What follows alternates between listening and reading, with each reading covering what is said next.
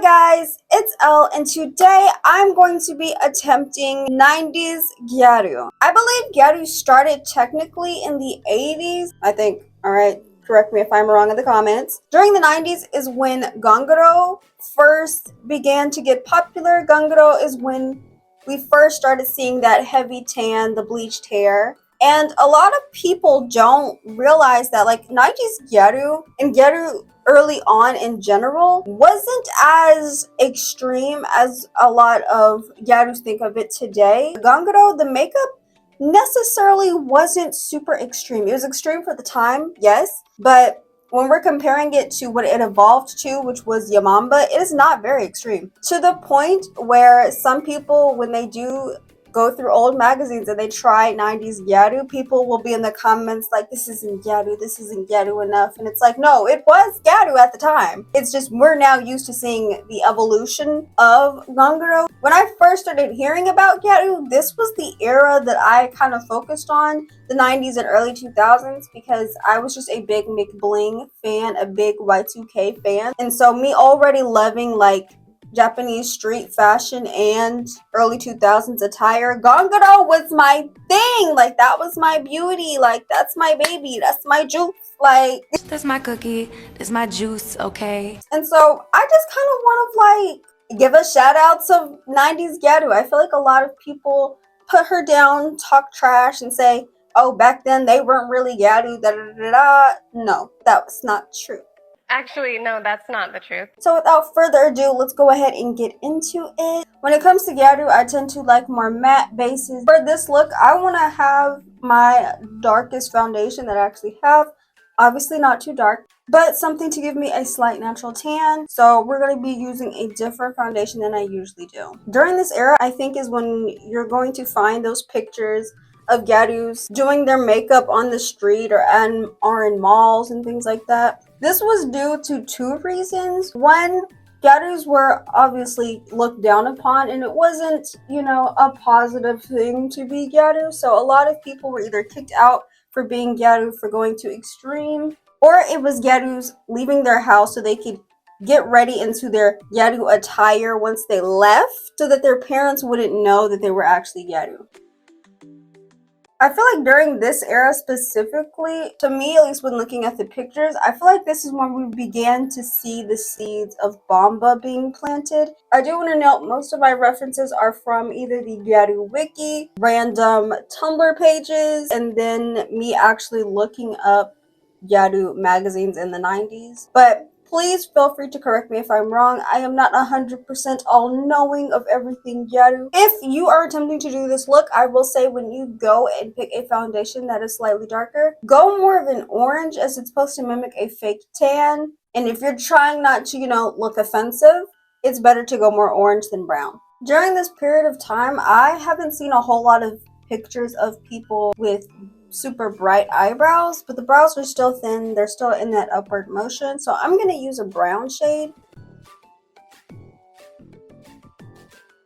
It doesn't look like concealer was a big thing either. However, I just don't know how to do a look with absolutely no concealer, so I'm going to use a little bit of concealer but not too much, and obviously conceal my brows so that they're even thinner.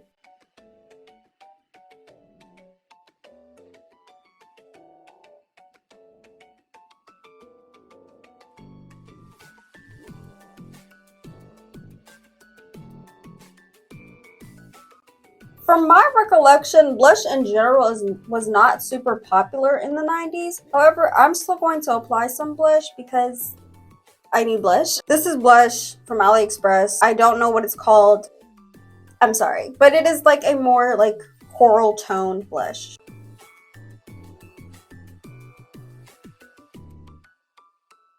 Obviously, some bronzer is needed. I'm going to be using L'Oreal's Infallible Concealer.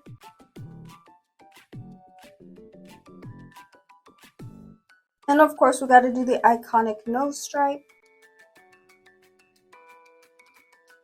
I kind of fixed up my nose stripe off camera because back then the nose stripe was kind of meant to make your nose look a lot wider. I mean, it still is now, but I think it's more common to see people kind of use the nose stripe in their own creative way. But back then, it was kind of primarily meant to make your nose look wider, as that was the opposite of the beauty standard. Now, back then, there wasn't a whole lot of white added besides on the eyes and sometimes on the nose and the lips. But also what was extremely popular back then was a white droop, or at least putting the white all over your bottom lid. So I may be attempting that, but before I get to that, I actually want to put in some contact lenses. I'm not sure how extremely popular contact lenses were during this time, but I do know the contact lenses were still circle lenses specifically. This is your daily reminder. You should be putting in contacts before you start your makeup. Don't do like me and forget halfway through. But now let's go ahead and get to the white eyeshadow stick.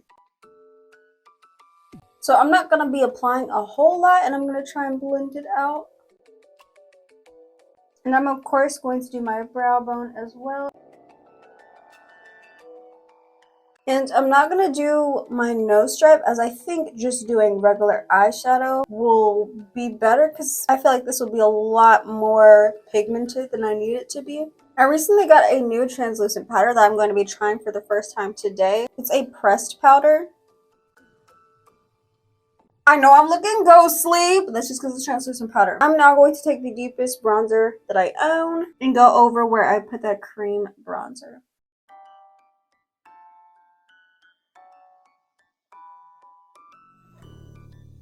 I'm going to use this kind of coral orangey blush.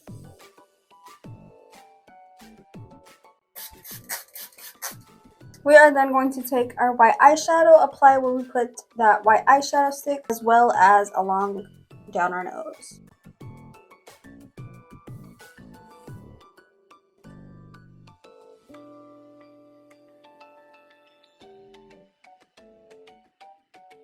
And honestly, so far with the pictures that I'm looking at, there's not a whole lot of like intricate eyeshadow looks going on. A pop of color, black, and then liner, that's really it. So I'm going to do just that. I'm just going to take a random blue shade from this palette and dab it on the end of my eye.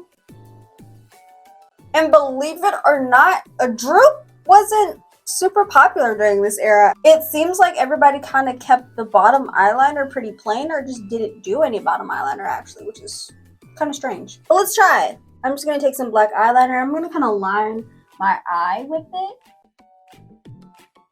The eyeliner still went downwards, but it's not extended super far out. I'm going to attempt to do this liner with no bottom liner, because I'm seeing a lot more pictures of people not doing any bottom liner. This feels wrong. This feels wrong to not have any bottom liner. I think I'm going to do what I know a lot of Gyaru sometimes do, where they do put a little black in the center. Okay, I feel like I ruined it by doing that. Next, we're going to do our Aegyo style. Just going to accentuate it by using the same powder that I used for bronzer.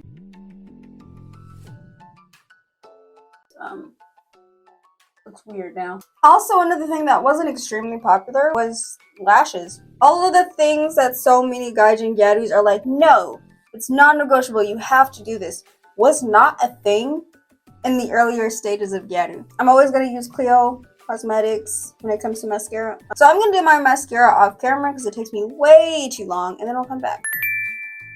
So I'm seeing a lot of white and just pale lips in general. I'm going to go ahead and use my white eyeshadow stick as lipstick. Top it off with some white eyeshadow. I am then going to line my lips. I just didn't feel the eyeshadow. I am then going to line my lips with some brown lip liner.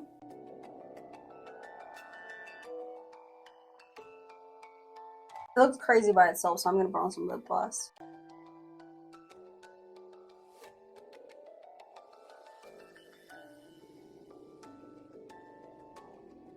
This is the final look. I feel like when it comes to specifically the earlier days of Gyaru, if you were to look at this, you probably wouldn't necessarily be like, oh, that's Gyaru. You'd be like, close. But this was, in fact, how Gyaru looked in the 90s. If you were a Gyaru in the 90s or close around that era, please let me know if I did this look justice. I don't know if I did it the best. I don't know. This feels like a very low-key Gyaru makeup look. Yeah, I've done similar looks like this before, but I usually still do like bottom eyeliner, and for there to be like almost a trend to just like not do any bottom eyeliner and Gyaru is so crazy to me.